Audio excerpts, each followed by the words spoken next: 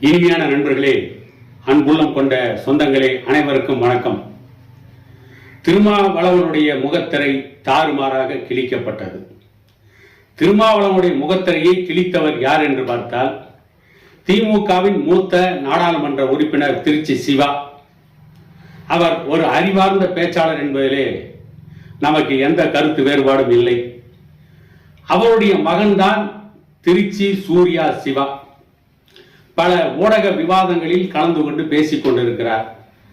நீண்ட நாட்கள் பாரதிய ஜனதா கட்சியில் பயணம் செய்தார்.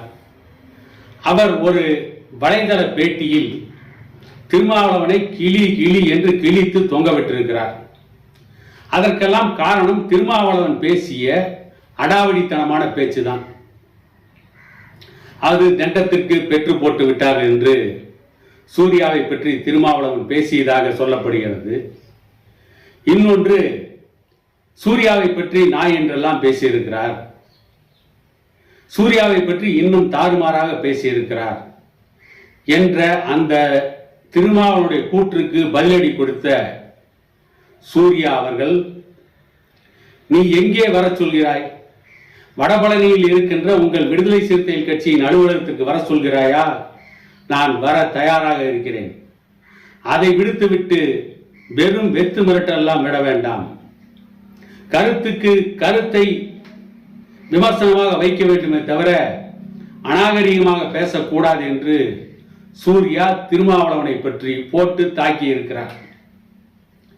அம்பேத்கர் சொன்னாராம், அம்பேத்கரிடத்திற்கு எதிராக சில நாய்கள் வரும் என்று அம்பேத்கர் சொன்னார் என்று திருமாவளவன் சூர்யாவை சொல்லியிருக்கிறார்.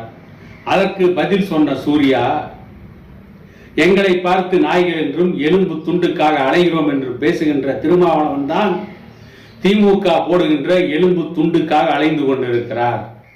எடப்பாடி பழனிசாமி எலும்பு துண்டு போடுவாரா என்று அலைந்து கொண்டிருக்கிறார்.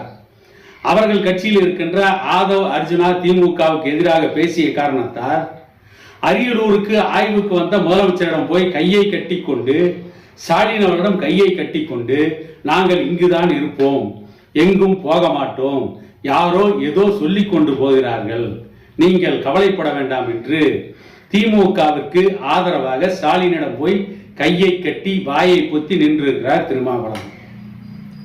இன்னொன்று என்ன கேட்கிறார், திமுகவை விட்டு திருமாவளவனுடைய விடுதலை சிறுத்தைகள் கட்சி வெளியேறினால் அந்த கட்சி இரண்டாக உடையும், திமுக அந்த கட்சியை இரண்டாக உடைக்கும் என்று சூர்யா சிவா சொல்லியதோடு நிற்காமல்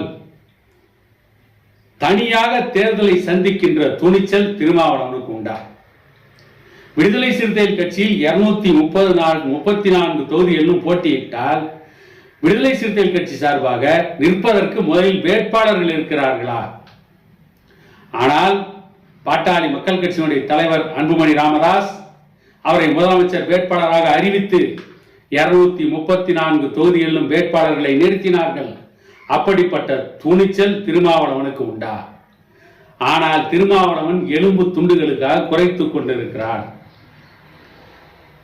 சூர்யா சிவா ஏதோ தவறாக பெற்று போட்டு விட்டார் திருச்சி சிவா. அதற்கு பதில் சொன்ன சூர்யா சிவா, அவருடைய தந்தை திருச்சி சிவா முறைப்படி திருமணம் செய்து கொண்டு சூர்யாவை ஒரு பிள்ளையாக பெற்றிருக்கிறார். குறை பிரசவமாக இருக்கலாம், முழு பிரசவமாக இருக்கலாம். ஆனால் திருமணம் செய்து கொண்டு ஒரு பிள்ளையை முறைப்படி என்னுடைய தந்தை பெற்றிருக்கிறார். இந்த தமிழ்நாட்டில் ஒரு சில தலைவர்கள் திருமணம் செய்து கொள்ளாமலேயே, குழந்தை பெற்றுக் கொள்ளாமலேயே அடுத்தவனை குறை பிரசவம், அரை பிரசவம் என்று சொல்வதற்கு எந்த தகுதி இருக்கிறது என்று அவர் யாரை கேட்டிருக்கிறார் என்பது அனைவருக்கும் புரியும். இதுவரை திருமாவளவனை ஒரு மிகப்பெரிய தலைவராக ஒரு பிம்பத்தை கட்டமைத்தார்கள் பல ஊடகங்கள். திருமாவளவனுடைய கட்சியை சார்ந்த ஒரு சில சில்வண்டுகள் வெவ்வேறு பெயரில் யூடியூப் சேனல்களை வைத்துக் கொண்டு திருமாவளவனே ஒரு மிகப்பெரிய தலைவராக ஒரு பிம்பத்தை காட்டி மக்களை ஏமாற்றிக் கொண்டிருந்தார்கள். திருமாவளவனை எந்த அளவிற்கு ஒரு சிறந்த தலைவர் என்று அவர்கள் ஒரு போலியான பிம்பத்தை கட்டமைத்தார்களோ, அதை போலவே பாட்டாளி மக்கள் கட்சி வேண்டுமென்று திட்டமிட்டு வசைபாடினார்கள். பாட்டாளி மக்கள் கட்சியின் மீது அவதூறு கருத்துக்களை பரப்பிக் கொண்டே இருந்தார்கள். அந்த கருத்துக்கெல்லாம் பாட்டாளி மக்கள் கட்சியினரிடம் எடுபடவில்லை என்பது வேறு விஷயம். ஆனால் திட்டமிட்டு ஆட்சியாளர்களுக்கு எதிராக பேச வேண்டிய, விளிம்பு நிலை மக்களுக்கு ஆதரவாக பேச வேண்டிய ஒரு இயக்கம் என்று சொல்லப்படுகின்ற விடுதலை சிறுத்தைகள் கட்சியினுடைய திருமாவளவனுடைய பிள்ளைகள், திருமாவளவனின் சிறுத்தை குட்டிகள் தொடர்ந்து பாட்டாளி மக்கள் கட்சியை விமர்சிப்பதை மட்டுமே தன்னுடைய வாழ்நாள் கடமையாக இன்று வரை செய்து கொண்டிருக்கிறார்கள். அந்த சிறுத்தை குட்டிகள் எப்படிப்பட்ட ஒரு பிம்பத்தை திருமாவளவன் மீது பரப்பினார்களோ, எப்படி திருமாவளவனுக்கு முட்டு கொடுத்தார்களோ, அந்த முட்டுக்கள் அனைத்தையும் திருச்சி சூர்யா சிவா தன்னுடைய ஒரே பேட்டியில் உடைத்து நொறுக்கி இருக்கிறார். திருமாவளவனை சகட்டு மேனிக்கு சாடி இருக்கிறார்.